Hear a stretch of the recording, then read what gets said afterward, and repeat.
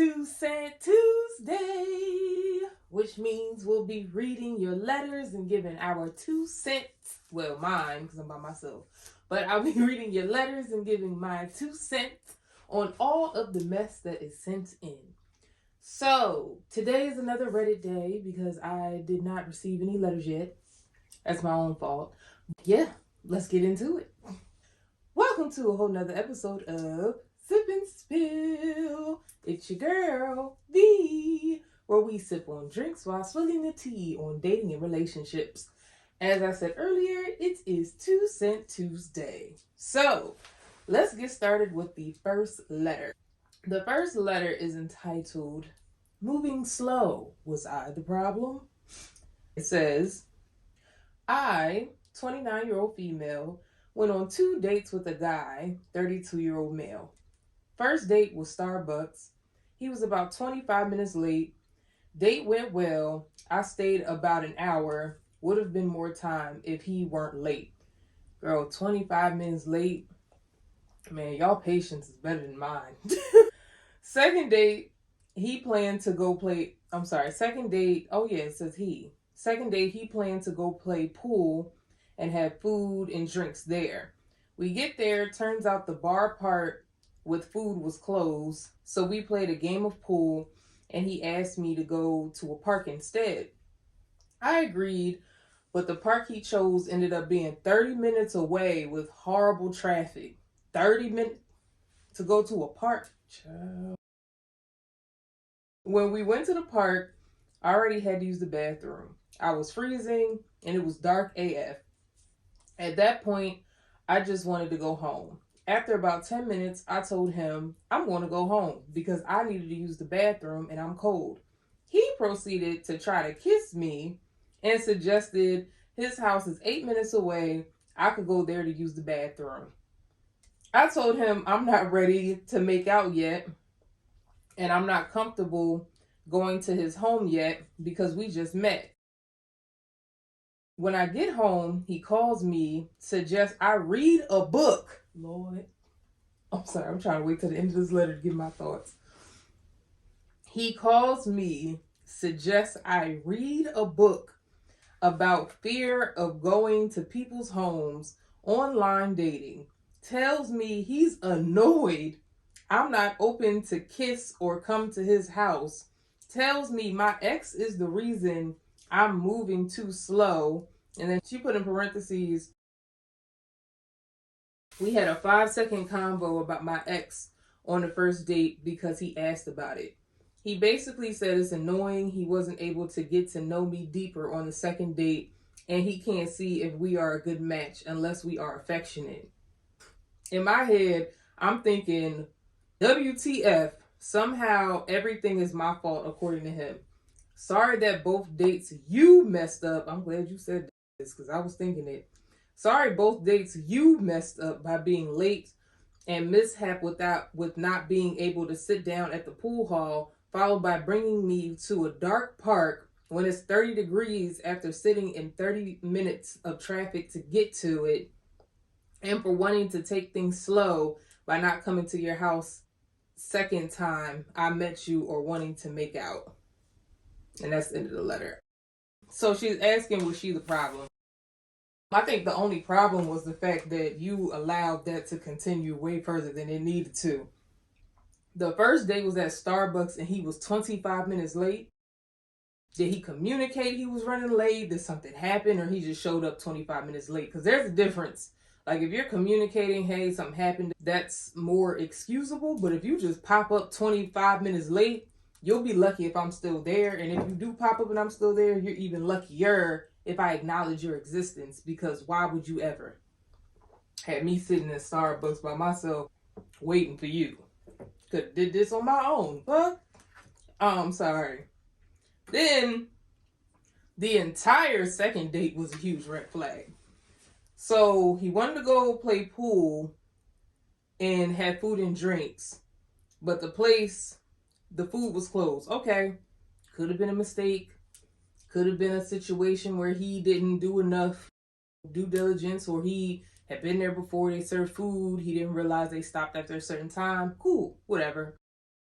But then I'm also wondering how late was this date, because at what point did they stop serving food? Because I feel like most places, like pool halls and places like that, they don't start serving food until super late at night. But give the benefit of the doubt. Maybe it was a reasonable time and they just closed a little earlier than normal places. Cool.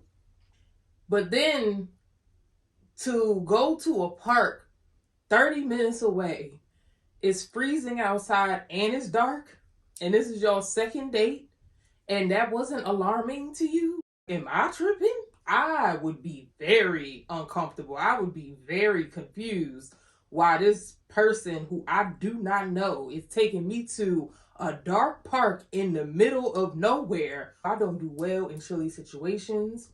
I don't like being in dark with people I don't know. And the park is 30 minutes away. That gives me serial killer vibes. That gives me crazy vibes. That gives me intentions are clearly not on the same page vibes. But yeah, no. That's strike two. Then strike three, which is, I'm confused why you didn't block him after this. After you communicate that you're uncomfortable, you're ready to go home, and you're cold, and you need to use the bathroom, he immediately comes in to try to kiss you. What about anything that you said says, oh, kiss me? Fucking creep. What is wrong with y'all? You're a 32-year-old man. Grow up, bro. You know better than that. Stop. What? You just come in to kiss somebody who clearly is not comfortable. They're not, like, you didn't romanticize the situation for her at all, but you think it's appropriate to just come in and try to kiss her, and you try to invite her to your house. So you purposely brought her to a park that was close to your house because you clearly, sir, were hoping that you could finesse the situation into taking her home from the park. Weirdo vibes, bro. Like, weirdo vibes. Way too old for this type of behavior. But then for him to then proceed and call you, not even text you, he gave you a phone call because he wanted you to hear his seriousness, to suggest you read a book about going to people, fear of going to people's houses, online dating. Why do you know about this book, sir? How many people have you done this to? How many women have put in a situation that you just have this book on call to the point where you can call somebody up and tell them that they need to go read this book because you made them uncomfortable by trying to invite them to your house? Lord. Ooh, this world, man. This world, y'all need, wow. This world, I'm sorry. But then, after that, he proceeds to tell you that he is annoyed by the fact that you wouldn't kiss him, and he cannot know if you two have any form of basically chemistry without any physical affection. Girl, listen. I know that everybody beats at a different drum. He does not beat at your drum, and you definitely don't beat at his. And honestly, that's a great thing for you, ma'am. So, were you the problem? Absolutely not. No, you were not the problem. If anything, you were more than understanding than you needed to be. Because whoo-wee, wow, he should be thankful that he came across somebody like you. Because God knows. God just knows, man. He is just very lucky he came across somebody like you, child. But no, you are not the problem. I just hope that you get to a space where you feel more comfortable to allow things to end when they need to end, so that you don't have to continue dealing with a situation further than it needed to. Like the first date, I understand why you gave him a pass. I don't know the full story behind the 25 minutes. Cool. But the second date, it seemed like you knew you were uncomfortable once you realized that it was 30 minutes away. Excuse me, sorry. I've been drinking this bubbly and it got me burping. I'm trying not to burp into the mic because that's very unladylike, but nature is calling. Anyway, oh, what was I saying? Oh, You clearly knew you were uncomfortable when you got into the car and realized, or however the situation, because you didn't really clarify if you drove, if he drove you, or what. I'm assuming you drove, but you knew that the park was far away and you were uncomfortable with that. And I felt like that was probably a good time for you to speak up on your feelings. And then when you got there and realized it was dark and it was cold, granted, you didn't stay super long, but you stayed way longer than you needed to, sis. I give you props for at least ending it when you did and making it clear that you were uncomfortable and cold. And hopefully you blocked him because he sounds batshit crazy. On to the next. All right. So this one is entitled, Was I Wrong to End Things with My Date? And this is a 32-year-old man, and the girl is a 28-year-old female. Ooh, that's literally the complete opposite of the last letter. That's just crazy. But anyway, it says, I met a woman on Bumble. I get a lot of matches, but for whatever reason, I hit it off with her. We took it slow, talked for a week, and met up. We had instant chemistry. After about 3 weeks, we've gone on 4 dates. We text multiple times a day. She told me I'm way hotter than my photos, and she says I have the same values as her. She's emotionally and physically attracted to me. I asked her to be exclusive on the last date since things were going so well. She's not my girlfriend, but I want to date and see where things go. She got quiet and said she was still talking to 2 other guys. I was floored as I stopped talking to other women immediately after I hit it off with her. She said the other person and she hasn't met, but they have an excellent texting relationship. She says she's as attracted to them as I am, but that could change if they meet in person. I immediately ended things with her. I said if I were as wonderful as she claimed I was, she wouldn't feel the need to talk to other people. I said she probably finds the other people more physically attractive and hopes it works out with them. She says that's not the case, and she said in her past, guys she's dated have been talking to other women in the early stages and things just ended because they ghosted or she didn't click with them. I told her I wasn't interested in that and moved on. My mother says that's how dating is. You date different people at once to see who you click with and then choose the person you think is best for you. So again, the question is, was I wrong to end things with my date? This is an interesting situation because I honestly don't feel like either one of you are wrong. Like, I just think that you two have very different intentions with like your dating and you just look at things differently. I think it's good that you set a boundary for yourself and you stuck to that boundary. And I think it's okay for her to not be willing to adjust if that's not something she's comfortable with. My only concern is that you clearly have insecurity because you are comparing yourself to these other men and you don't even know who these other men are.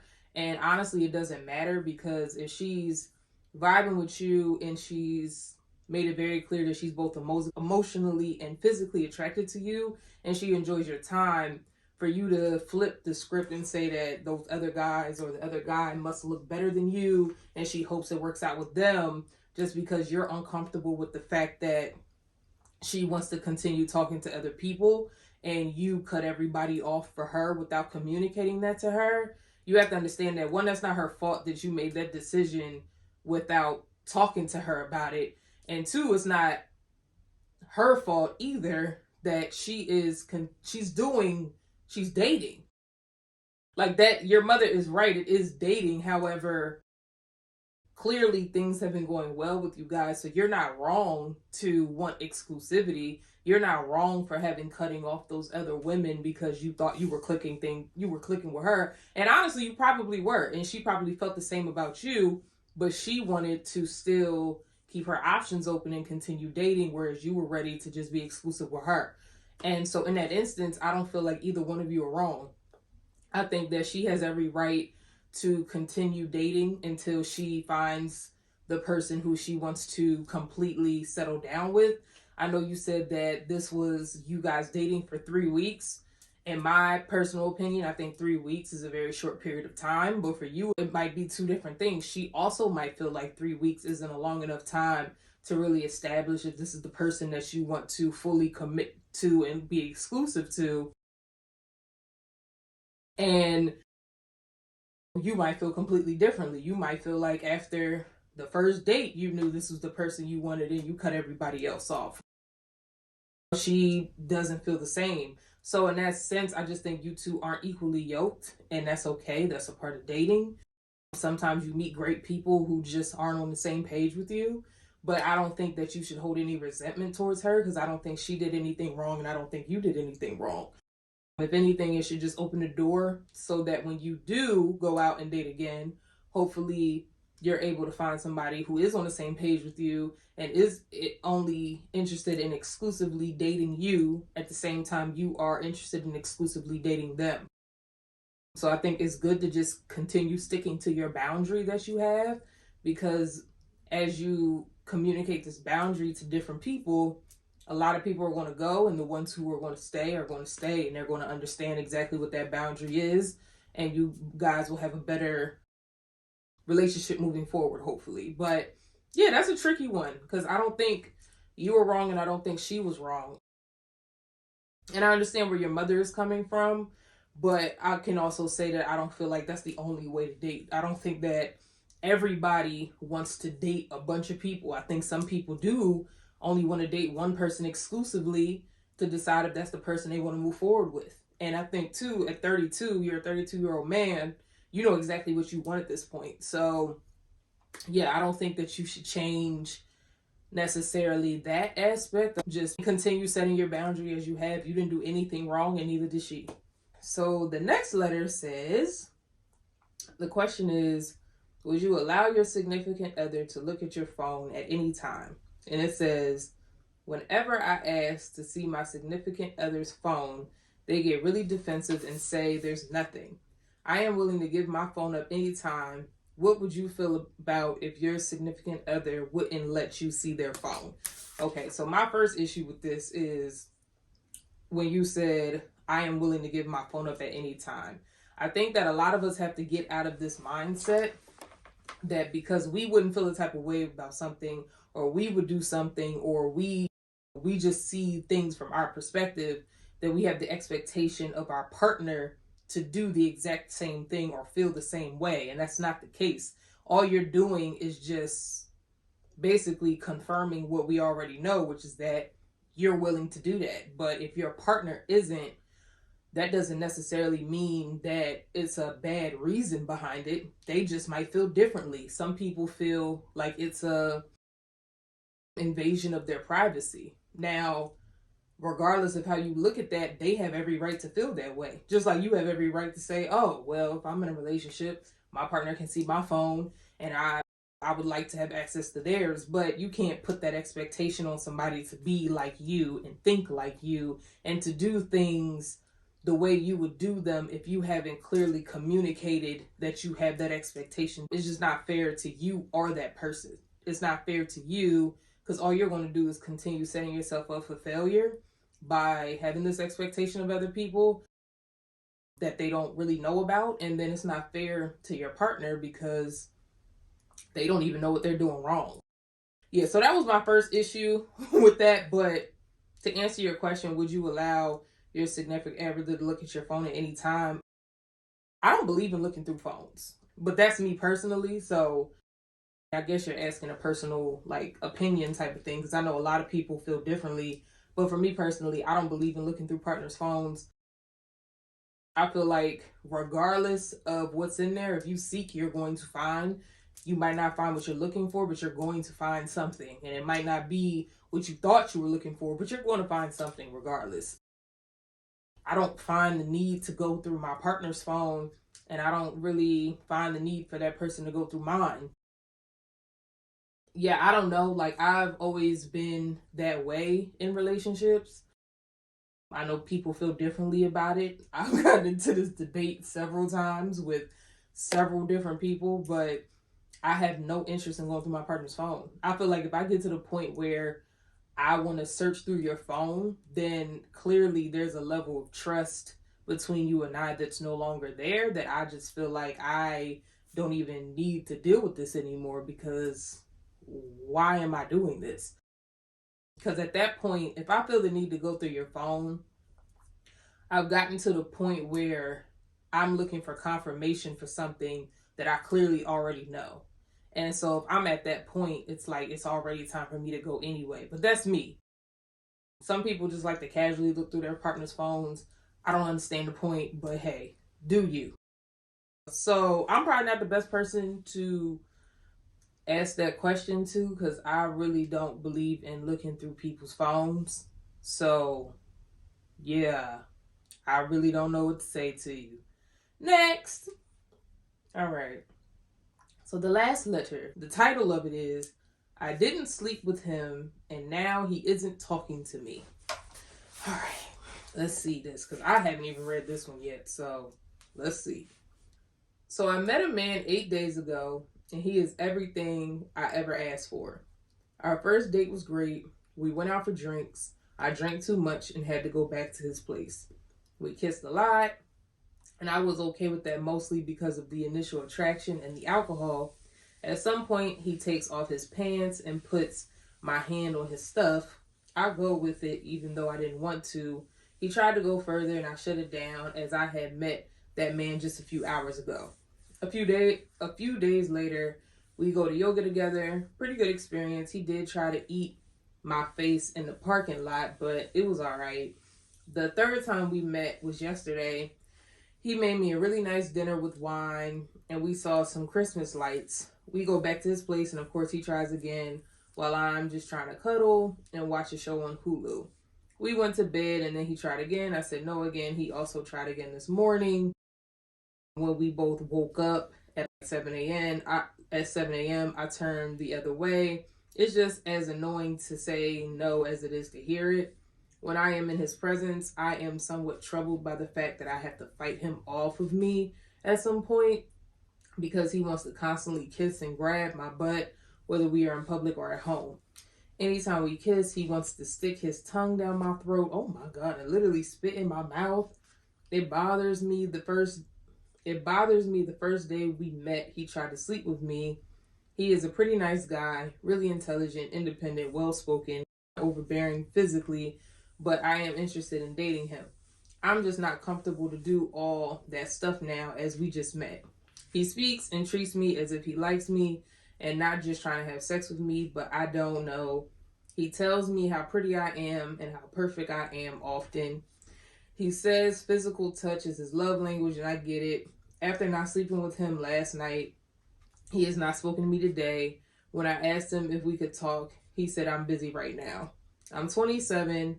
I have had too many pointless talking stages and too much pointless sex just for people to ghost me, give me an STD, oh wow, or end up in casual relationships. I'm sorry, I did not mean to say oh wow. I just didn't expect the letter to go that direction.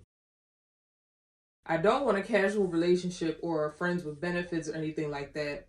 I don't want to have sex with him and then resent him or give it up and he vanishes. Does anyone have any advice on what to do? Woo-wee, girl. So this was 8 days ago? I had to reread the first line. It says, I met a man 8 days ago. Wow. Wow. You said at the end of the letter, I have had too many pointless talking stages and too much pointless sex just for people to ghost me, give me an STD, or end up in a casual relationship. I don't want a casual relationship or friends with benefits. So if you don't want that, then you should understand and you should know the signs, because you've been around it enough. And the clear signs are, the first day that he met you, he tried to sleep with you. Then every time he's seen you since, he's tried to sleep with you. So it's very clear that he wants to sleep with you. And you're talking about you're fighting somebody off of you. He is very clearly trying to sleep with you. And I guess that's why I'm confused too, why you said here, where is it? I am interested in dating him. Why? Because he is not, based off of the letter, he does not seem like the type of person who is interested with you specifically. I don't know, but it just doesn't seem like he is coming into this with the same intentions that you are. You literally met him 8 days ago, and you have written down in this letter how every single time that you've seen each other, he has literally tried to force himself pretty much on you, and you had to fight him off multiple times. And you had to keep telling him no multiple times. Now, granted, I get that to an extent because you spent the night, but yeah, no. I don't understand where your brain is at. Like, okay, let me go back and reread this. Like, these are clearly the exact same signs of the people who you've dated in the past. And maybe that's the problem, is that you just keep going back to your comfort zone, because it's alarming to me that you pointed out that you're interested in dating him, but then you also pointed out that you don't want basically what it seems like he's trying to offer you. So maybe you should just, not even maybe, I believe you should really have a very open discussion with him about what your intentions are. I know it's an uncomfortable conversation, but if you know what you don't want, you need, if, I'm sorry, my mind is going faster than my mouth is going. What I'm trying to say is, you know exactly what you want. You now are at a point where you're not sure where he is, because you're writing us a letter about somebody you met 8 days ago asking for advice. So the best way to clear this up is to reach out to him directly and tell him exactly how you feel. Ask him, what are your intentions with me? Actually, just say that. Don't even say how you feel yet, because when you give too much information up front, a lot of times people will use that in their answers. So just ask him straight out the gate, what are your intentions with me? He might be caught off guard, but he'll give you an answer. It might not be an answer you like, or it might be an answer you like. But regardless, you'll get an answer. And when you get that answer, you can then proceed to tell him, well, this is what I'm looking for. And based off of this week of me knowing you, I felt this and this. And hopefully, since you're still interested in him, hopefully he will move accordingly if your intentions are the same. But I just don't see it. I don't see it. So y'all's first date, y'all went out for drinks and you drank too much. That's another issue. Why are we getting drunk on a first date? Am I tripping? Like, y'all feel that comfortable with people you don't know to just go out and get drunk, like plaster drunk with somebody, to the point where you end up back at their crib almost about to have sex with them when you know that's not what you want? It was cute when we were young. It was fun. I'm so confused what you were thinking, because that's another thing I'm just a little thrown off by, is you no longer want to have casual, meaningless, pointless sex, and you don't want to do talking stages, but you're putting yourself in situations that end up like that. You're putting yourself in a situation where you're going out for drinks with somebody who you just met on a first date and getting so drunk to the point where you're in this whole scenario and you end up back at his place. You said, I drank way too much and had to go to his place. I just, wow. Yeah.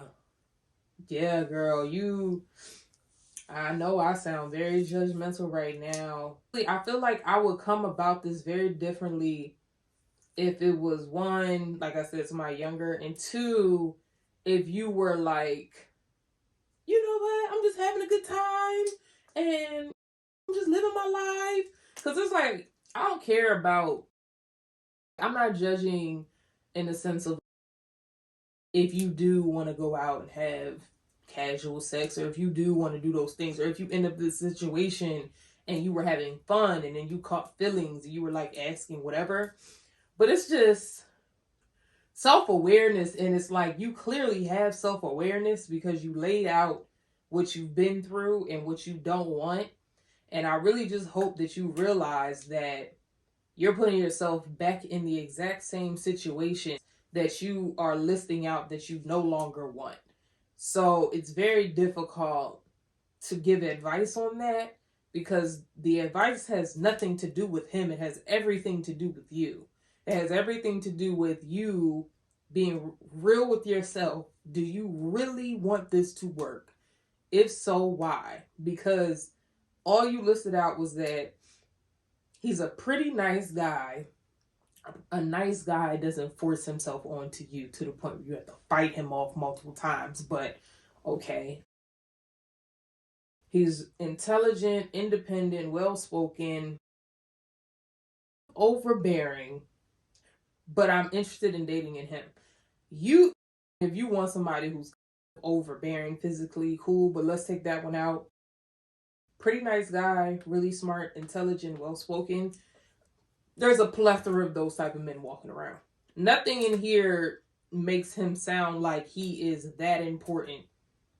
Like you didn't say anything about he has the qualities of what I look for in a husband, or he has the qualities of what I'm looking for in my next partner, or things of that nature. You just listed out random things that a plethora of men have.